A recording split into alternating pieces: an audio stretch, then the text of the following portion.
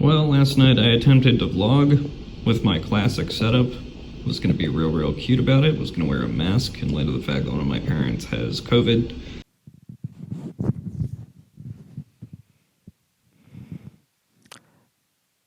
There's a lot to explain.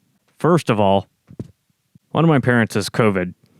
This the week right before one of the most exciting weeks I'm likely to have all year. It's Wednesday right now. I'm going to a concert on Saturday that I've been looking forward to for over 6 months. I wanted so very much for this to work, but to quote the wise shaman Micus Jagarius, thou can't get what thou'st want all the time.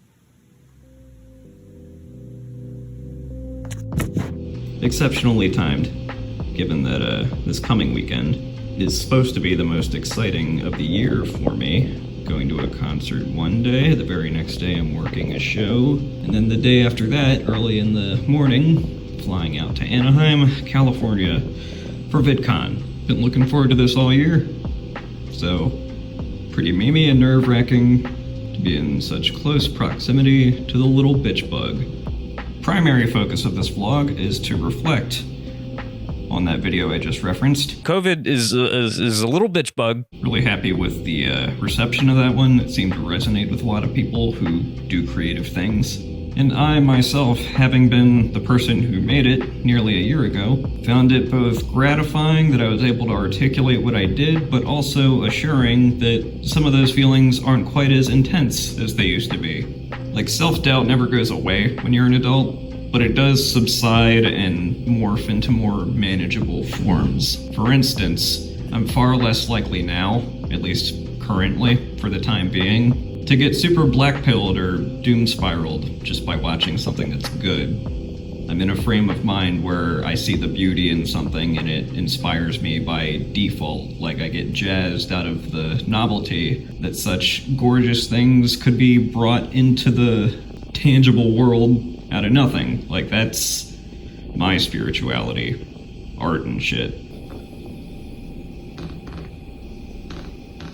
I feel like these lights constantly stare into my soul. I'm procrastinating on work I'm supposed to be doing, by the way. I don't care. No one here knows about my channel.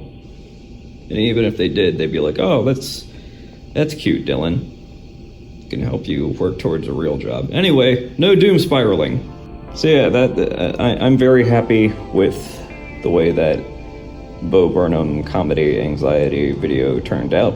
And to go with the theme of that video and the tragedy of Bo Burnham video essay being planned and most of the way written shortly before they announced Inside in the first place, this motherfucker dropped a supplementary hour-long sub-special of outtakes from Inside.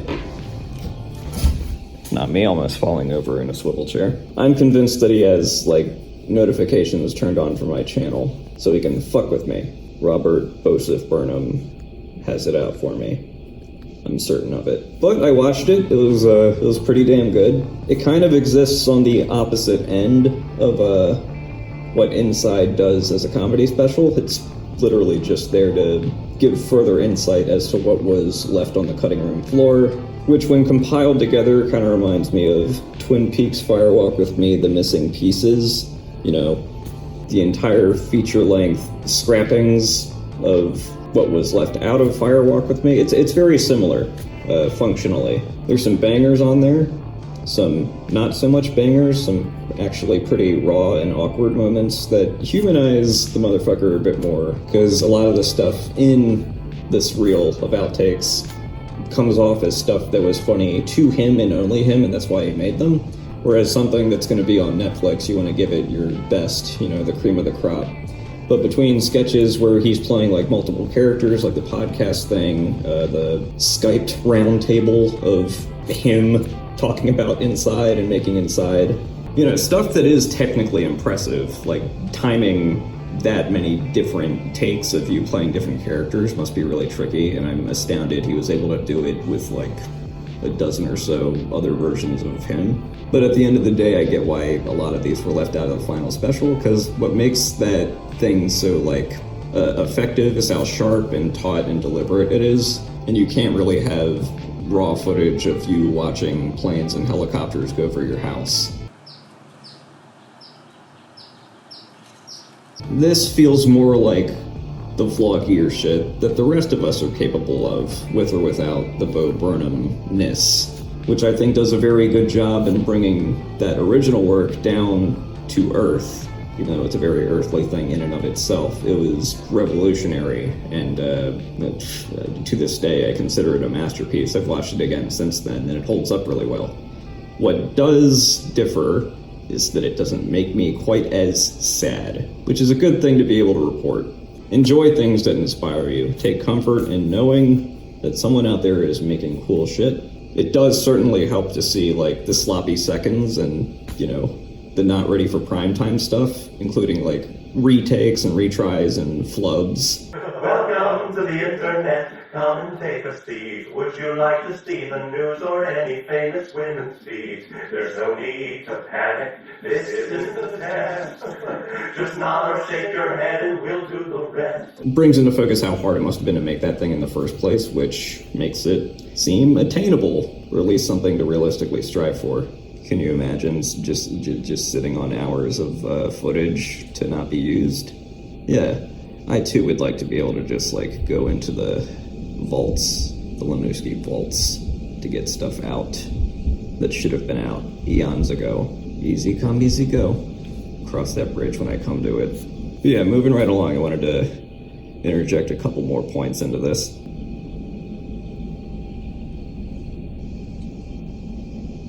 What are you looking at?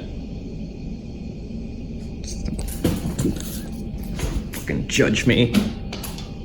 This past month, good old Norm MacDonald had a new special released, From the Grave. Ways back, not too long after quarantine started, he sat down and recorded some home office renditions of what would have been his next hour as a comedian. It's been regarded as a testament to how much he loved crafting jokes and how eager he was to get it out to an audience, even if it wasn't through his preferred means of getting up on stage and doing the comedian thing. And yet, even though he wasn't able to do the latter, there's something very neat and different about the means through which this special was made, in a manner similar to something like Inside. Although, if Inside is like, you know, the highest fi, like the dark side of the moon of making funnies in 4K in your own room, what Norm does here is more like lo-fi beats done on GarageBand.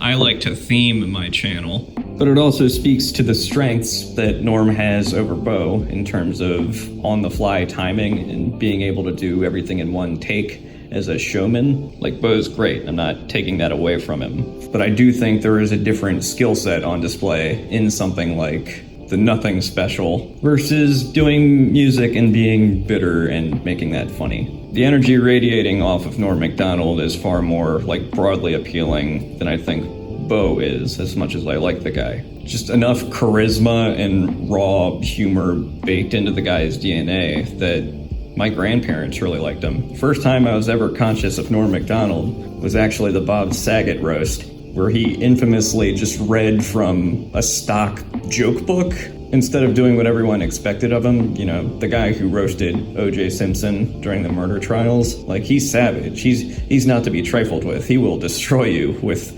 comedy.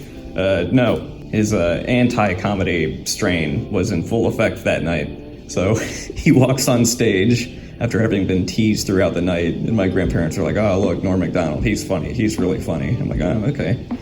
Little did I know I had already heard his voice a lot in various cartoons, particularly Norm the Genie and Death in Family Guy. But he went out and did the thing, and at the time it confused everyone in the room. We didn't know what was going on. We didn't think it was funny. No, but Greg Giraldo, I'm just joking him. He has the grace of a swan, the wisdom of an owl, and the eye of an eagle. Ladies and gentlemen, this man is for the birds.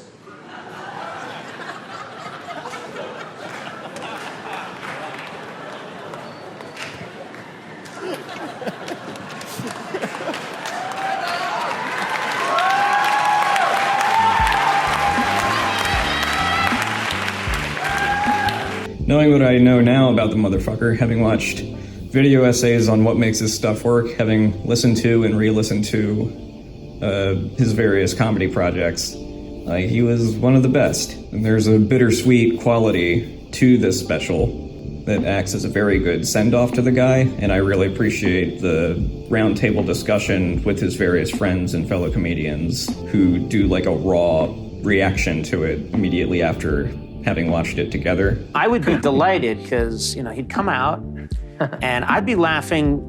It was the only person I could say this about. I'd be laughing before he did anything. He'd come out from behind the curtain, and he's got those cheeks and those eyes, and I looked at the tape, I'm just laughing. He hasn't done anything yet. Like, that stuff by itself is nearly worth the price of admission. When they talk about how he closed out his set in particular, I won't spoil anything. I implore you guys to go watch that for yourself. It shows that he had a soul, he had a heart, he loved his loved ones in his life. But even through all of that, his modus operandi, or however you fucking pronounce that, was to make people laugh. He always found a way to put a nice bow on it made out of just nonsense that you couldn't help but laugh at. So yeah, go watch that. As a final addendum, I beseech you to go scope out the official YouTube channel of Richard Pryor, who's still dead, but whoever's in charge of his catalog is doing a bang-up job of just archiving old material of his, whether it was stuff that was on TV or obscure recordings that aren't as known as his concert films, as well as just historical tidbits about his career and his collaborations with other people in entertainment. I really, really like Richard Pryor, to the point that I feel like at this stage I couldn't really do him justice.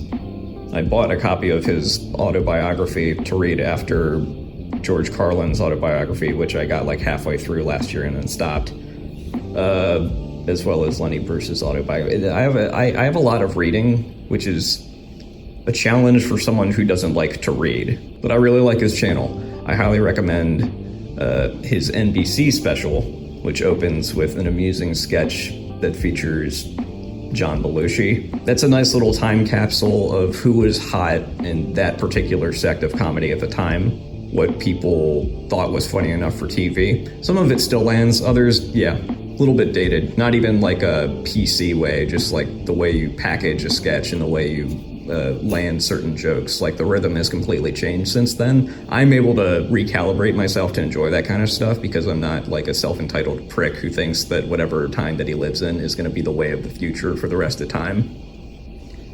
And I love, love, love the way it ends, because the whole plot is like him walking around the studios and lots looking for ways to go about doing the special. And then at the end, he just totally subverts what they were leading up to. Richard Pryor's cool. Cool guy. I wish my first exposure to him wasn't Superman 3. And yet at the same time, it makes me very happy that my first exposure to him was Superman 3. What do you go to see? Pictures, what kind? You go see comedies mainly? Oh, I want to see Superman 2. Superman 2? That's what I'm waiting on to see. Really? Yeah. So did you see Superman 1? Sure. Well, this one, remember the people was in the glass? Yeah. Well, he goes and gets them.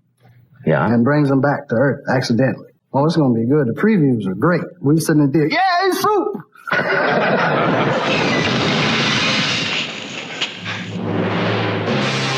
Thank you, brother. Did I have anything else I wanted to say? Oh, I can't really show it because I'm holding it. But I got a new case for my phone, as well as a new pop socket. The combo of them together is pretty on brand for me. I don't know. It's pretty slick. It's rugged. This thing's not gonna break. Unlike my last fucking case. Here's some B-roll of that shit. Yeah, so like the body is buried and hidden out in the woods. That motherfucker. Vaccinated. As if that's a marketable trait this day and age. You either get a mouthful of, well, yeah, that's to be expected, or, oh, you're one of those people who lives dictated by fear. Yeah. Fear of medical risk. Real beta move. I should be afraid of brown people instead.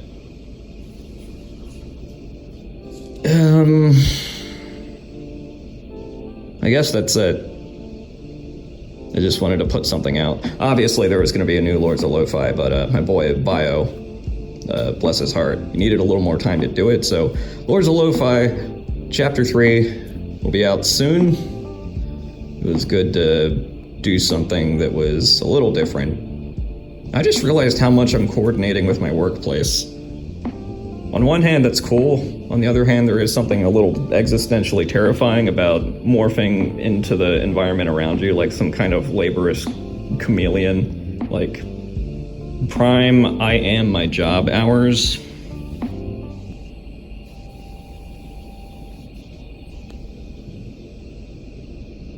All right, back to work.